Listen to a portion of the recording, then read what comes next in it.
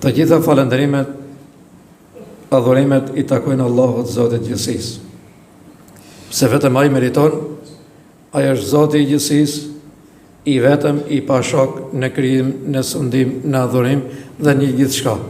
Dhe askush nuk e gëzon statusin e Allahut përveç të Madhit Zot xhelle xhelaluhu, dhe çka adhurohet përveç Allahut Zotit gjithësisë është falso, nule, batalle e padobishme.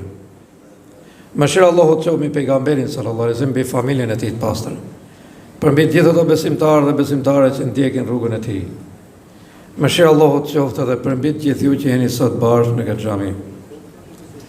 Të Madhin Zot e falenderojmë që na mundsoi dhe këtë ditë xumaje. Inshallah të falem mëshirë për gjithë ne. Na ka premtuar Madhi Zot dhe ne kërkojmë premtimin e Allahut xhelle xhelaluhu. Vëllezër besimtarë dhe ju nana besimtare gjithë, Allahu na falë dhe na mëshiroft, po për sot marrim një ajet prej ajeteve madhështore të Kur'anit, me cilin ajet Allahu na drejtohet dhe thot: innamal mu'minuna ikhwatun. Të gjithë besimtarët janë vëllezër. Elhamdulillah, kjo është mirësi dhe begati prej të Madhit Zot. Allahu xhelle xhelaluhu nuk na thot do të bëheni vëllezër, po jeni vëllezër. Pra kjo çështje është e pa diskutueshme hiç më. Të largët, të afërt vëllezër. Dhe unë dy fjalë desha të them sot në këtë hutbë për hakun që I ka vllai, qoftë I vlla prej gjakut, po qoftë I vlla dhe prej fejes, pra prej besimit. Pra dy llojesh janë. Dhe janë një llojesh ato që janë vëllezër prej gjaku dhe vëllezër prej dini. Zoti bekoft mirësi, begati e madhe. Po Allah I mëshiroft edhe ato që janë vëllezër vetëm prej fesë. Pra nuk e kanë vllazninë e gjakut direkt, por janë vëllezër prej fesë. Allahu na ka vëllazëruar. Pejgamberi sallallahu alaihi wasallam tha një hadith të famshëm. Ai I cili tha dëshiron të shkojë drejt xhenetit, le ta besojë Allahun xhelle xhelaluhu dhe ditën e gjykimit. Allahut mos I shoqërojë asgjë në adhurim.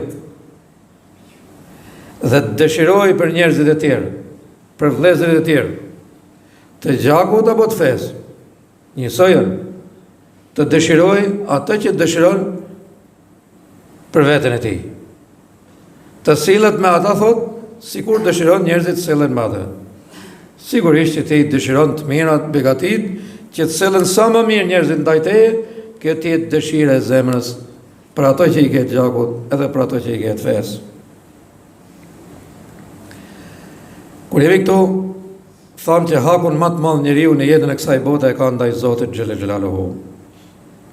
Hak ndaj Zotit do të thosh, ta adhurosh Zotin ashtu siç e meriton dhe na e kërku Allahu xhelle xhelaluhu.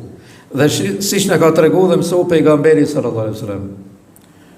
Ky është haku më I madh në jetën e kësaj bote I robit, I besimtarit.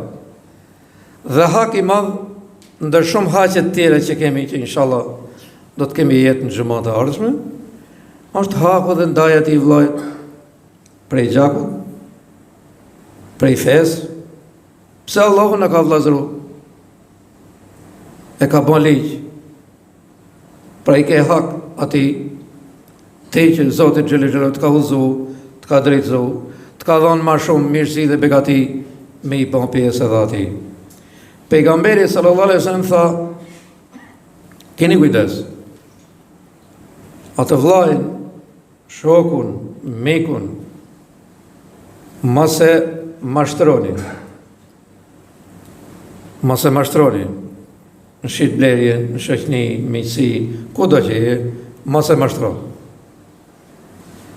Nëse ai të mashtron, te mos e mashtrote. Te demaskoje mashtrimin e atij, por te të njëjtën gjë mos më ja bën atij. Mos e keni zili, thot. Pra, keni lind nga I nan, nga I bab. Dhe me falemi bashk, mos e keni zili. Zilia është diçka e tmerrshme nëse është në zemrën e robit. Pejgamberi sallallahu alaihi wasallam kur na paralajmëroi për zilin, tha, është shumë e tmerrshme. Tamam të ti han veprat e mira, siç i djeg zjarri me drut. Një nga një. Zilia është shumë e përhapme sot ke njerëzit, ke vëllezërit, ke njerëzit e afërt. Sa që me shumicën e njerëzve që janë vëllezër për i gjaku, thot, këtë keqe e kam këtu, thot, nga afër. Nga kush e ke? Nga vllai im. Ai del në mënyrë publike e vret vllajën e vet. I merr pasurinë atij. I merr nderin atij. Ndërkohë që pejgamberi sallallahu alaihi wasallam thot, janë haram për ju pasuria atij, nderi atij, jeta atij, gjakoj atij, janë haram për ju. Jo, nuk ju lejohet. Pa të ta majsh që afër atë, ashtu sikur dëshiron ti që të majnë njerëzit afër të. Apo mundohet ti punosh atij ato vepra me të cilat ti ke qejf ti punoj njerëzit edhe për ty. Apo që i dëshiron për veten tënde. Nëse dëshiron mirësinë, begatin, të mirat për vete, edhe për atë. Zemrën të rregullosh këtu në atë mënyrë që të mos ketë vend për këto të këqija që i përmendi pejgamberi sallallahu alaihi wasallam. Mos e urreni thotë. Sa të filloi shtëpi, gjoj, vllai, i ka ardhi pasuri, begati, mirësi, urrejt e madhe, ka e mori, si e mori. Vallai, më ka habit një vlla këtu në mes ty i Zoti e bekoft, se çfarë bën ai për vëllezërit e tij, për motrat e tij, edhe për komshitë e tij. Kjo është për të pas zeli, në të vërtetë, për të marrë shembull, vallai. Dhe me thanë, shumë për njerëzit e tij të afërt, por edhe për të largët. Kjo është parim, mos e urrej, mos e mashtro. Mos e mashtronin shpirtblerje, thot pejgamberi sallallahu alaihi wasallam. Pra që të gjinën Allahu na ruaj dy vetë mes jush edhe mos t'i besoni njëri tjetrit, sepse vallahi e dredhaj, të rren, të mashtron. Mos bleni kaj, mos shkoni kaj. Pse? Ja. Ja. Dhe me thonë, personi që se cili për jush do të keni ma garanci është personi që e keni bash vllat gjakut, pa dhe vllat të i dini. Por shumë herë, vllazët e fesë mund t'ja kalojnë atij që e ke prej gjakut. Se normalisht të ndajnë edhe veprat. Edhe veprat ndajnë. Gjaku është në fakt si gjak, një adres, një mbiemën, një non, një bab, por janë krejt kundra. Edhe i